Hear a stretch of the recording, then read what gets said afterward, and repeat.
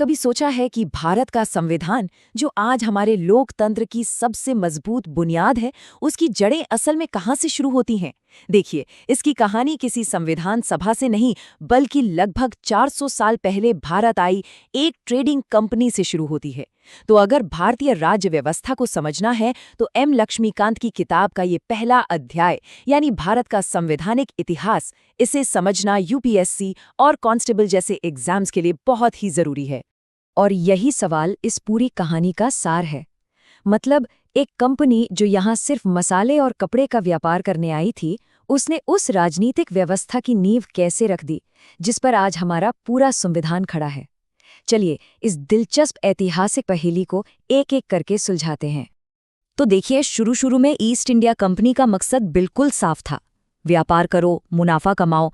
लेकिन जल्दी उन्होंने यहाँ की सियासी उथल-पुथल को देखा और महसूस किया कि यहाँ तो व्यापार से कहीं ज्यादा हासिल करने का मौका है। और बस यहीं से व्यापार का इरादा धीरे धीरे जमीन पर कब्जा करने में बदलने लगा। जरा इस टाइमलाइन पर एक नजर डालिए।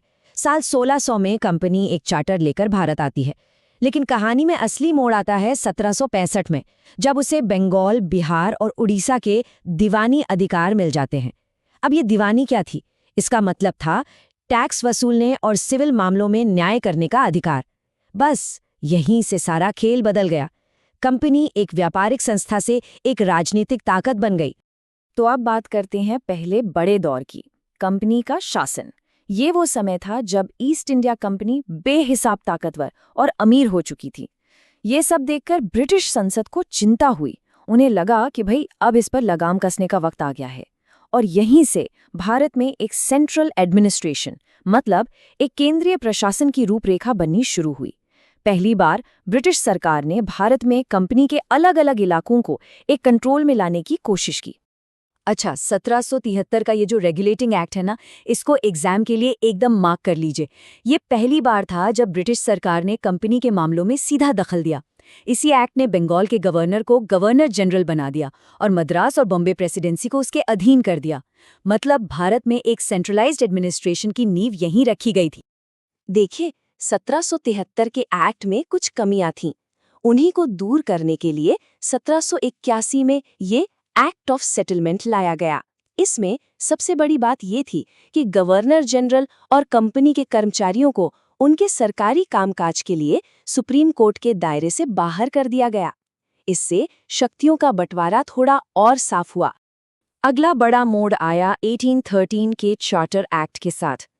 इस एक्ट ने दो चीजों को छोड़कर, चाय का व्यापार और चीन के साथ व्यापार, कंपनी की ट्रेड मोनोपोली यानी व्यापारिक एकाधिकार खत्म कर दिया। इसका मतलब था कि अब भारत का बाजार सभी ब्रिटिश व्यापारियों के लिए खुला था। ये भारत पर ब्रिटिश प्रभाव के एक नए दौर की शुरुआत थी। फिर आया साल 1857, एक ऐसा सिपाही विद्रोह जिसने ब्रिटिश भारत की नींव हिलाकर रख दी। इसका सीधा नतीजा ये हुआ कि 1858 में ईस्ट इंडिया कंपनी का खेल खत्म कर दिया गया और भारत का शासन सीधे ब्रिटिश क्राउन यानी ब्रिटेन की महारानी को सौंप दिया गया। ये भारतीय शासन के इतिहास का सबसे बड़ा टर्निंग पॉइंट था। ये स्लाइड इस बड़े बदलाव को एकदम साफ साफ दिखाती है। देखिए, गवर्नर जनरल का पद अब वाइसरॉय बन गया, जो सीधा क्राउन का नुमाइंदा था। कंपनी का बोर्ड ऑफ कंट्रोल खत्म करके उसकी जगह भारत के राज्य सचिव का एक नया पद बना दिया गया। आसान शब्दों में कहें तो अब रिमोट कंट्रोल कंपनी के हाथ में नहीं, सीधा लंदन में था। शासन इनडायरेक्ट से डायरेक्ट हो गया।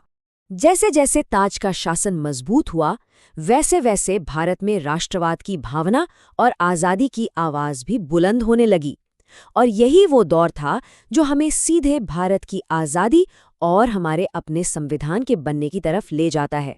तो इस तरह एक बहुत लंबी और संघर्ष भरी यात्रा के बाद 1946 में भारत का संविधान बनाने के लिए एक संविधान सभा बनी। 15 अगस्त 1947 को हमें आज़ादी मिली और आखिरकार 26 जनवरी 1950 को हमारा संविधान लागू हुआ, जिसने भारत को एक संप्रभु, समाजवादी, धर्मनिरपेक्ष और लोकतांत्रिक गणराज्य बना दिया।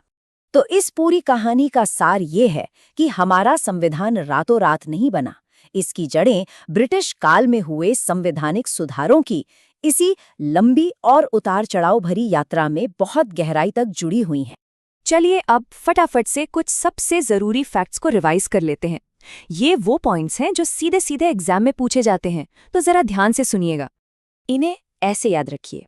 1600 में कंपनी का आगमन, 1765 में दीवानी अधिकार, जब कंपनी व्यापारी से शासक बनी, 1773 में पहला रेगुलेटिंग एक्ट, सेंट्रलाइजेशन की शुरुआत, 1813 में व्यापार पर मोनोपोली खत्म हुई, और आखिर में 1858 जब 1857 के विद्रोह के बाद सत्ता सीधे क्राउन के हाथ में चली गई।